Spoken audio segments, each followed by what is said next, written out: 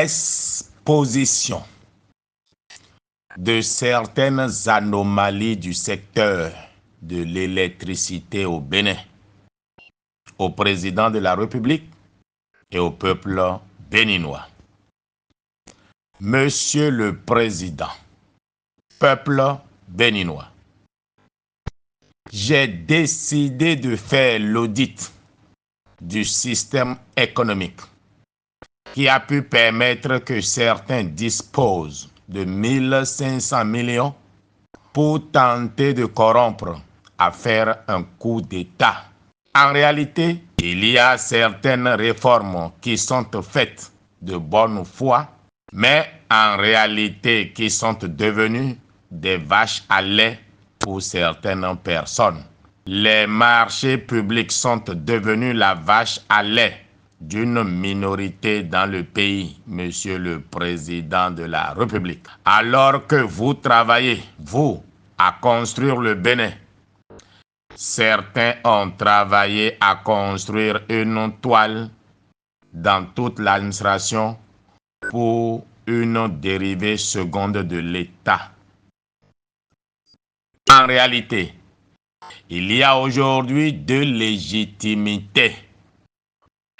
Celle qui découle du décret du président et celle qui découle du parrain qui a fait nommer.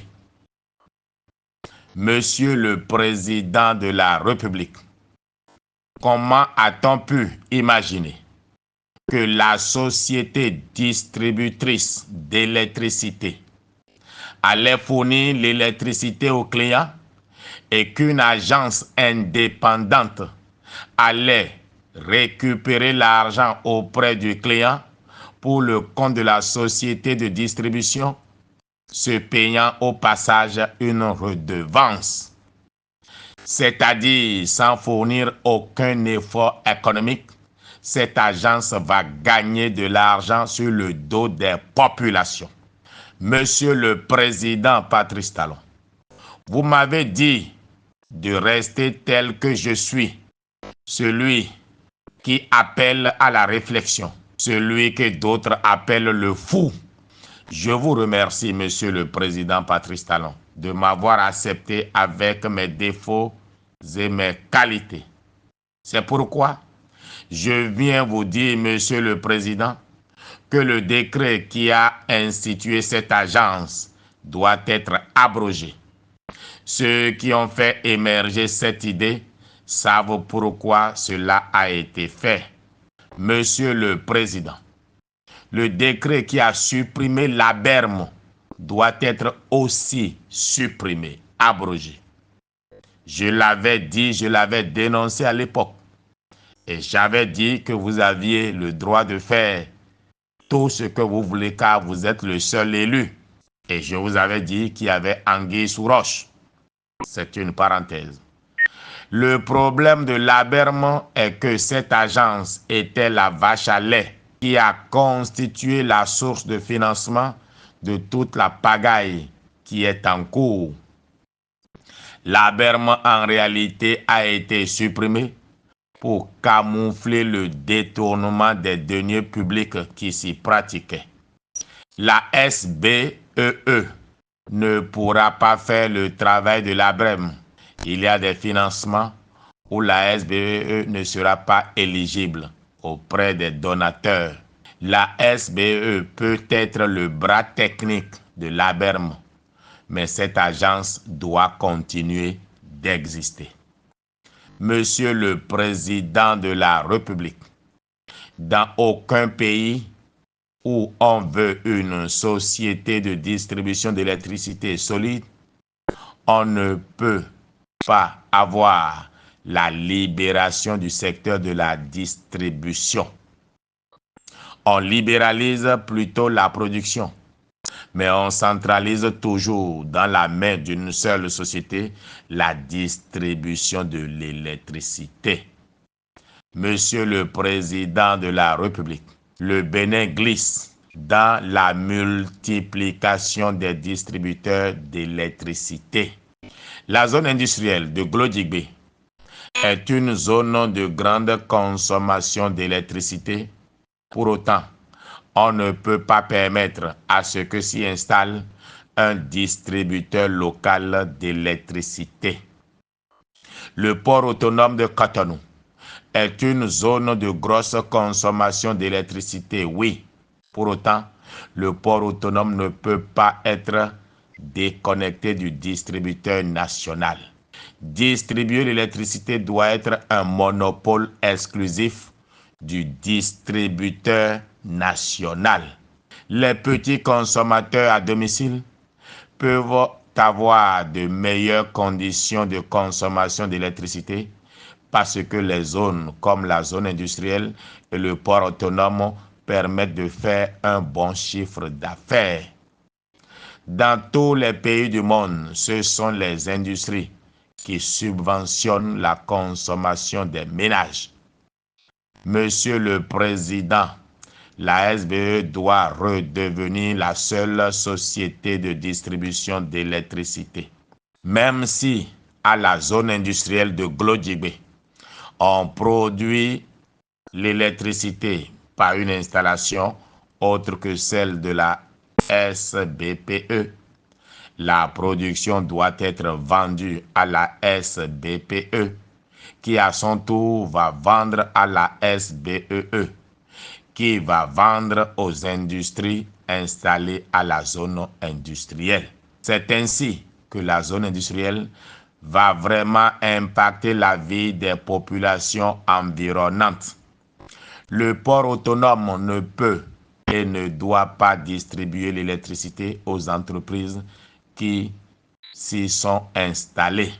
Maintenant, parlons de la Société béninoise de production électrique. Je ne sais pas ses attributions générales, mais j'espère qu'elle ne va pas vendre l'électricité directement à des gros consommateurs. Ce faisant, elle fera du tort aux clients des domiciles. Le prix de l'électricité sera cher pour les domiciles parce que les charges de la SBEE leur incombent à eux seuls. Monsieur Akrombessi, qui aime se saisir de mes analyses sur la SBE pour faire ses sorties, a de la ressource pour réfléchir. La SBEE a besoin d'une bonne gestion et non d'être dépouillée de ses prérogatives. J'ai toujours voulu faire sortir cette analyse, Monsieur le Président de la République, mais j'avais cru que c'était vous qui faisiez organiser certaines choses. L'économiste fondamentaliste que je suis vous fait remarquer à vous et au peuple béninois ces réflexions qui datent de plusieurs mois déjà. Monsieur le Président de la République, c'est afin que ceux qui sont à la base de ce que j'expose sachent que cela doit cesser, que je parle en public. Monsieur le Président de la République, nous devons déconstruire cette toile, sinon, en réalité, le danger va continuer d'exister pour notre pays. Et ce sont les sources de collecte de fonds qu'il faut tarir. Les populations se plaignent de la facture d'électricité dans les foyers, tout simplement parce que les gros consommateurs ne sont pas dans la clientèle de la SBEE et ce n'est pas orthodoxe. Le port autonome doit cesser de distribuer l'électricité. Ce n'est pas son métier. Ce n'est pas dans ses attributions statutaires.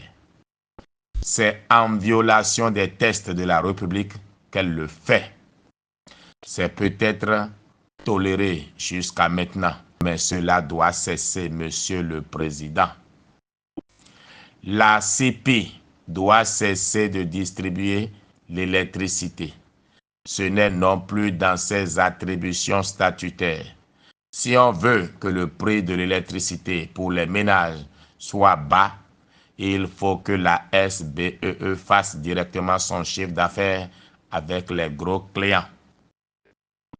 La Société béninoise de production électrique ne doit jamais distribuer aux gros consommateurs sans passer par la SBEE.